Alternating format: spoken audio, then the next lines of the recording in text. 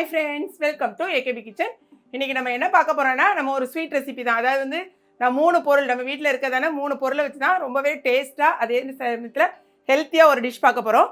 அதுக்கு நான் எடுத்துருக்கிறது பார்த்தீங்கன்னா, இங்கே பாருங்களேன், ஒரு 1/4 கப்பு, நம்ம மெஷரிங் கப்புக்கு 1/4 கப்பு ஜவ்வரிசி எடுத்துருக்கேன். ஜவ்வரிசி எடுத்து நல்லா கழுவிட்டு ஒரு 1/2 டம்ளர், அதாவது 1 டம்ளர் வச்சுக்கோங்க, சின்ன டம்ளருக்கு ஒரு 1 டம்ளர் தண்ணி ஊற்றி நான் ஊற வச்சுருக்கேன் ஒரு 10 நிமிஷமாக. அப்படின்னா நமக்கு ஈஸியாக வந்து வெந்துடும். அதுக்காக தான். இப்போ முதல்ல ஸ்டவ்வை ஆன் பண்ணி விட்டுட்டு நம்ம கதை பேசலாம். ஓகே, இது கொதிச்சிட்டு இருக்கட்டும். இது கூட நம்ம போட போகிறது என்னென்னு பார்த்தீங்கன்னா, அவல். இந்த கப்புக்கு ஒரு 1/4 கப்பு அவல் எடுத்து வச்சுருக்கேன். இது வந்து நல்லா கட்டி அவல் சொல்லும். பார்த்தீங்கன்னா 2 அவல் உண்டு. ஒன்று ஃப்ளாட்டாக இருக்கும், தட்டையாக இருக்கும். இன்னொன்று வந்து இந்த மாதிரி சிகப்பு கலரில் இது மாதிரி இருக்கும். நான் சிகப்பு அவல் எடுத்திருக்கேன். இது ஒரு 1/4 கப் எடுத்திருக்கேன். அதே மாதிரி 2 கேரட் எடுத்திருக்கேன். இந்த கேரட்டு, அவல், இது ஜவ்வரிசிலாம் போட்டு அந்த பாயாசம் செஞ்சு பாருங்களேன், அவ்வளோ ஒரு டேஸ்ட்டாகவும் இருக்கும். அதாவது நீங்கள் எப்போவுமே நம்ம நார்மலாக சேமியா பாயாசம் செய்வோம், சிறுபருப்பு பாயாசம் செய்வோம், அதெல்லாம் விட இது வந்து அல்டிமேட்டாக இருக்கும். அவல் வந்து ரொம்பவே ஹெல்த்தி. அதே மாதிரி பார்த்தீங்கன்னா கேரட்டும் ரொம்பவே பிள்ளைகளுக்கு நல்லது. எல்லாத்தையும் மிக்ஸ் பண்ணி கட்டாயமாக நீங்கள் செஞ்சு பாருங்கள். இந்த மண்டே வந்து எல்லார் வீட்லேயும் நீங்கள் வந்து அவல் பாயாசம் வைப்பீங்க. அவலை வச்சு ஏதாவது ஒரு ஸ்நாக்கோ ஏதோ பண்ணுவீங்க. இந்த தடவை நீங்கள் பாயாசமாக செஞ்சு பாருங்கள், ரொம்ப சூப்பராக இருக்கும். இப்போ இது வேக வைக்கிறதுக்கு இந்த ஸ்டவ்வில் மாற்றிக்கலாம். இப்போ இந்த ஸ்டவ்வில் மாற்றிட்டு இந்த ஸ்டவ்வில் நம்ம வந்து ஒரு கடாயை எடுத்துகிட்டு இது பண்ணலாம். அடுத்தது ரெடி பண்ணிடலாம்.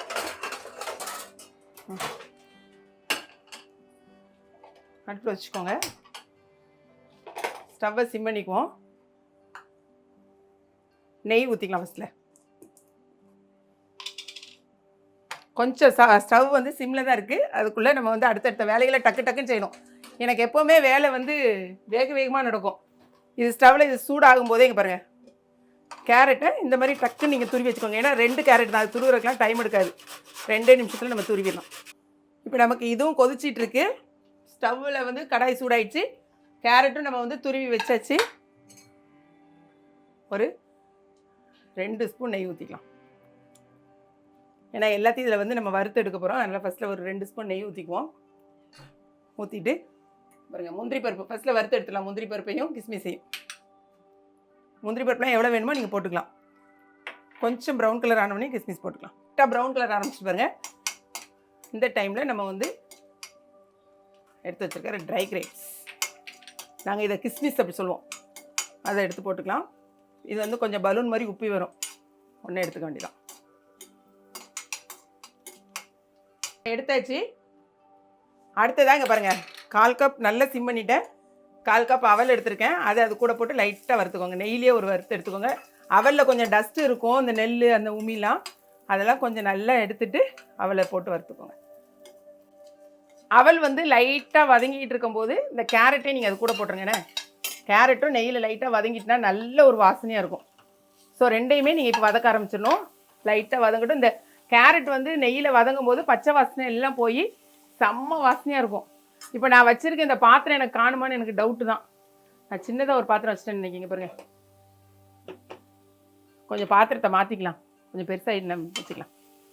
இப்போ அவலும் கேரட்டும் பார்த்தீங்கன்னா நல்லா வதங்கிடுச்சு பாருங்கள். எந்த அளவுக்கு நல்லா வதங்கிடுச்சு பார்த்தீங்களா? இந்த மாதிரி வதங்கினா போதும். இப்போ நம்ம என்ன பண்ணலான்னா, நீங்கள் பெரிய பாத்திரம் எடுத்துருந்தீங்கன்னா ஓகே, நான் வந்து சின்ன பாத்திரமாக இதை எடுத்துருக்கிறதுனால இப்போ என்ன பண்ண போகிறேன்னா, இதை தூக்கி இதில் மாற்றி விட்ற போகிறேன். ஓகே, இந்த ஜவ்வரிசி இது காணாது. ஸோ இதை தூக்கி நல்லா சிம்மில் போட்டுக்கோங்க. இதில் மாற்றி விட்டுட்டு இதில் சர்க்கரையை போட்டு பாகு காய்ச்சி எடுத்துக்கலாம். பாத்திரத்தை திரும்ப எடுக்கக்கூடாது. இப்போ இதை நல்லா வதக்கி விட்டுக்கோங்க. நமக்கு இப்போ தண்ணி காணாது. அதுக்கு வந்து நான் ஒரு 3 டம்ளர் பால் எடுத்து வச்சுருக்கேன். காய்ச்சி ஆற வச்ச பால். அதில் வந்து நீங்கள் நல்லா வேக விட்டுக்கலாம். அவ்வளோதான். இப்போ நல்லா வேகட்டும். இது வேகிற சமயத்தில் நமக்கு பார்த்தீங்கன்னா, இது 1/4 கப் எடுத்திருக்கேன். அதாவது ஜவ்வரிசி 1/4 கப் எடுத்திருக்கேன். 1/4 கப்பு வந்து உங்களுக்கு அவல் எடுத்திருக்கேன். 2 சின்ன கேரட் எடுத்திருக்கேன். அதுக்கு நான் 1 கப்பு வந்து வெல்லம் எடுத்துருக்கேன். இப்போ இந்த வெல்லத்தை உள்ளே போட்டுக்கோங்க. ஒரு 1/4 கப் மட்டும் கொஞ்சம் தண்ணி ஊற்றிக்கலாம். இது மெல்ட் ஆகணும், அவ்வளோதான். இது ஜவ்வரிசி வேக வச்சதுலேயே நான் போட்டுட்டேன், வேஸ்ட் பண்ண வேண்டாம்னு சொல்லிட்டு. கொஞ்சமாக தண்ணி ஊற்றிக்கலாம். இப்போ பார்த்தீங்கன்னா இதுவுமே உங்களுக்கு நல்லா வெந்துடுச்சு பாருங்களேன். ஜவ்வரிசிலாம் நல்லாவே நமக்கு வெந்துடுச்சு, சூப்பராக வெந்துடுச்சு. நம்ம போட்டு அதை பாருங்கள், இதுவுமே நல்லா இது மெல்ட் ஆகி வெந்துடுச்சு. செம சூப்பராக இருக்கு. ஒரு 2 நிமிஷம் இது கொஞ்சம் வேகட்டும். இது ஆஃப் பண்ணியாச்சு, அது அப்படி இருக்கட்டும். நம்மளுடைய பாயாசம் வந்து ஃபுல் அண்ட் ஃபுல்லாக 80% ரெடி ஆயிடுச்சு. இப்போ ஸ்டவ்வை வந்து நீங்கள் நல்லா சிம் பண்ணிக்கோங்க. ஓகே, இதில் என்ன பண்ணணும்னா, நான் வந்து ஏலக்காய் பொடி போட மறந்துட்டேன். ஃபேன் இல்லாமல் அப்படி ஒரு வெக்கையாக இருக்குது பாருங்க. ஏலக்காய் பொடி போட்டால் தான் அந்த ஒரு வாசனை செமையாக. ஏலக்காய் பொடியை சேர்த்துக்கோங்க.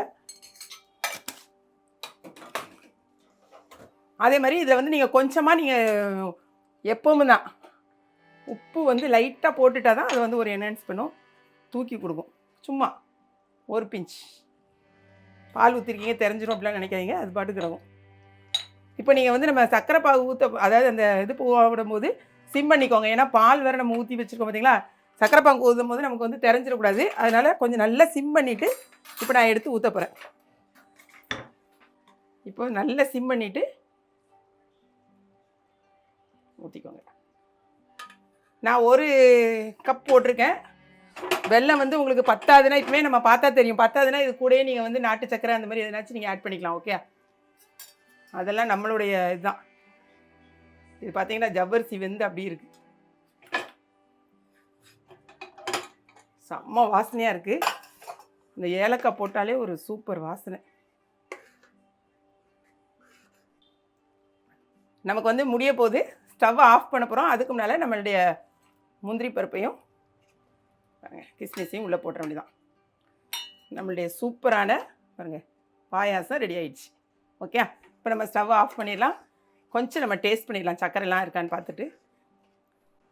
நம்மளுடைய பாயாசம் அருமையாக ரெடி ஆயிடுச்சு பாருங்கள். இந்த மாதிரி கட்டாயமாக உங்கள் வீட்டில் இந்த மாதிரி ட்ரை பண்ணி பாருங்கள். ஓகே, இந்த தடவை நான் சொன்னங்கிறதுக்காக இந்த மாதிரி ட்ரை பண்ணி பாருங்கள். அந்த டேஸ்ட் அவ்வளோ ஒரு அட்டகாசமாக இருக்கும்.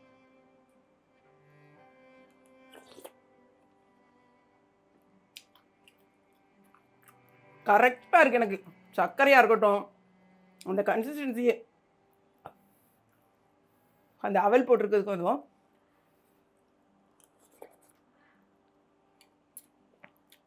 நல்ல செம்ம சூடு, ரொம்ப டேஸ்ட்டாக இருக்குது. கட்டாயமாக நீங்கள் மிஸ் பண்ணாதீங்க. இந்த மாதிரி ட்ரை பண்ணி பார்த்துட்டு உங்கள் ஃபீட்பேக் என்னங்கிறது எனக்கு சொல்லுங்கள். இந்த வீடியோ ரொம்ப பிடிச்சிருக்கு நினைக்கிறேன். பிடிச்சிருந்துச்சுன்னா லைக் பண்ணுங்கள். மறக்காமல் கிளாட் ஃபேஷனி ஏகேபி கிச்சனை சப்ஸ்கிரைப் பண்ணுங்கள். தேங்க்ஸ் ஃபார் வாட்சிங்.